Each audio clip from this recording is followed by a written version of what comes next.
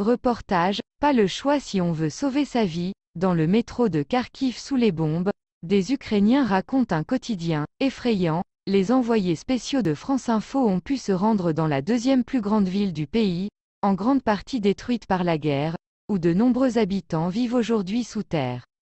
L'escalator s'enfonce dans les entrailles de Kharkiv. La station de métro est très profonde. C'est sans doute l'endroit le plus sûr de la ville pour se protéger des bombardements. En bas, des dizaines de personnes ont trouvé refuge. Plus grand que guerre en Ukraine, suivez l'évolution de la situation. C'est l'une des villes ukrainiennes les plus bombardées par les forces russes. Kharkiv, dans l'est du pays, a été en grande partie détruite par la guerre, après 26 jours de guerre en Ukraine. La deuxième plus grande ville du pays subit des frappes incessantes qui font encore de nombreux morts chaque jour. L'armée russe est aux portes de la ville. Mais ce matin, dans le métro, certains boivent le café, d'autres se réveillent à peine ou dorment encore. Où pourra-t-on aller? Aliona, elle, est déjà debout. Cette mère de famille vit ici depuis le début de la guerre avec son mari et ses 3 enfants. Notre immeuble a été bombardé et presque entièrement détruit. Nous n'étions pas chez nous, seule ma fille aînée se trouvait dans l'appartement. C'est arrivé le 2 mars et pour nous, c'est comme une deuxième naissance. Elle a été projetée par le souffle de l'explosion mais n'a été que légèrement blessée par les éclats de verre.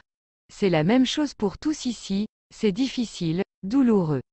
On pense sans cesse à l'avenir. Où pourra-t-on aller? On est tout pareil. C'est le plus effrayant, soupire-t-elle.